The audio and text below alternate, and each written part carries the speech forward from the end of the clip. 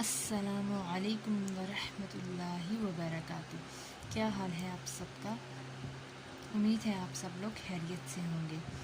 جی، اللہ تعالی ہم سب کو اپنے حفظ و امان میں رکھے، آمین۔ ہم نے اپنی پچھلی کلاس میں کلمے دہرائے تھے۔ آج کی کلاس میں ہم حروف تہجی سٹارٹ کریں گے، مخارج کے بارے میں پڑھیں گے۔ تو چلیں ہم اپنی کلاس سٹارٹ کر لیتے ہیں۔ تھوڑا سا آپ کو میں مختصر سا مخارج کے بارے میں بتا دیتی ہوں کہ مخارج کیا ہوتے ہیں۔ مخارج مخرج کی جمع ہے، جس کا مفہوم ہے نکلنے کی جگہ جہاں سے حروف ادا ہوتے ہیں۔ ٹھیک ہے، چلیں ہم اپنی کلاس سٹارٹ کر لیتے ہیں۔ سب سے پہلے آپ نے پڑھنا ہے تعوذ، اعوذ باللہ من الشیطان الرجیم۔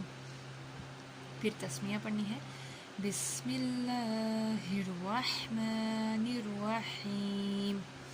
اس کے بعد آپ نے پڑھنی ہے رب اشرح لی صدری ویسر لی امری واحلل عقدۃ من لسانی یفقہوا قولی۔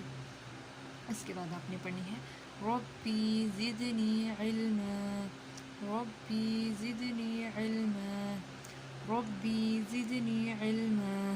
جی، جب بھی آپ لوگ اپنا سبق سٹارٹ کریں، قرآن پاک کا شروع کریں، سب سے پہلے آپ نے اعوذ باللہ، پھر بسم اللہ، 3 دفعہ رب اشرح لی، 3 دفعہ ربی زدنی علما پڑھ کے آپ نے اپنا سبق جو ہے وہ سٹارٹ کرنا ہے۔ تو چلیں آج کی کلاس ہم سٹارٹ کر لیتے ہیں۔ حروف تہجی کے بارے میں آپ کو بتا دوں، ٹوٹل حروف تہجی کے 29 حروف ہوتے ہیں، جس میں سے 17 مخارج ہوتے ہیں۔ تو چلیں ہم اپنی کلاس سٹارٹ کر لیتے ہیں۔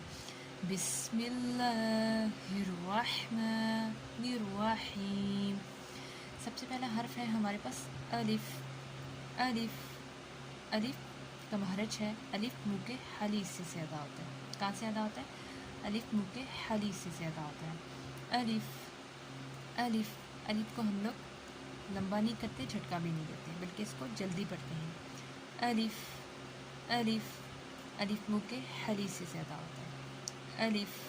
اس کے بعد آتا ہے با، با، با۔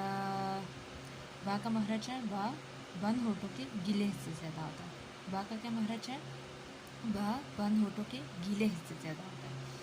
با، با، جی۔ اس کے بعد ہے تا، تا، تا۔ تا کا مخرج ہے زبان کی نوک اور ثنایا علیہ کی جڑ، یعنی ثنایا علیہ کا مطلب ہے، ثنایا کا مطلب ہے اوپر والے دانت اور علیہ کا مطلب ہے نیچے والے دانت، یعنی جب ہم اپنی زبان کی جو نوک ہوگی اس کو اوپر والے نیچے والے دانتوں کو جڑ میں لگائیں گے، تب ہمارا ادا ہوگا تا، تا، تا۔ اس کا مخرج ہے، دوبارہ دیکھ لیں، زبان کی نوک اور ثنایا علیہ کی جڑ۔ ثنایا کا مطلب اوپر والے دانت اور علیہ کا مطلب نیچے والے دانت۔ زبان کی نوک کو جب ہم اوپر اور نیچے والے دانت جو ہیں ان کو جڑ میں لگائیں گے، تب ہمارا ادا ہوگا تا، تا، جی۔ اس کے بعد آتا ہے ہمارے پاس فا، فا، فا، فا۔ سا کا مخرج ہے زبان کی نوک اور ثنایا علیہ کا سرا۔ ثنایا کا مطلب اوپر والے دانت، علیہ کا مطلب نیچے والے دانت۔ مطلب کیا ہوا اس کا؟ زبان کی نوک کو جب ہم تھوڑی سی زبان کی نوک باہر نکالیں گے، اوپر والے دانت نیچے والے دانت جب زبان کی نوک کو ٹچ کریں گے، تب ہمارا ادا ہوگا سا، سا، سا، جی۔ اس کے بعد آتا ہے ہمارے پاس جیم، جیم، جیم۔ جیم کا مخرج ہے وسط زبان اور بالمقابل اوپر کا تالو، یعنی زبان کے بیچ والا حصہ جب اوپر والے تالو کو ٹچ کرے گا، تب ہمارا ادا ہوگا جیم۔ کیا ادا ہوگا؟ جیم، جیم۔ وسط زبان اور بالمقابل اوپر کا تالو، وسط زبان اور بالمقابل اوپر کا تالو، جیم کا مخرج یہ ہے۔ اس کے بعد ہے ہا، ہا، ہا۔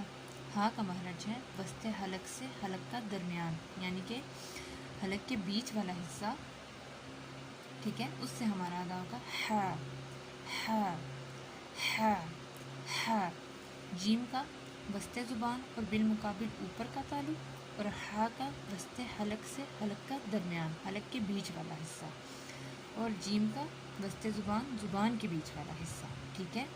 یہ آپ نے ان مخارج کی پریکٹس کر لینی ہے، تو یہ آپ کو انشاءاللہ اچھے سے سمجھ آ جائیں گے.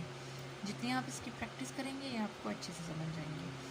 تو انشاءاللہ ہم اپنی نیکسٹ کلاس میں اگلے مخارج پڑھیں گے.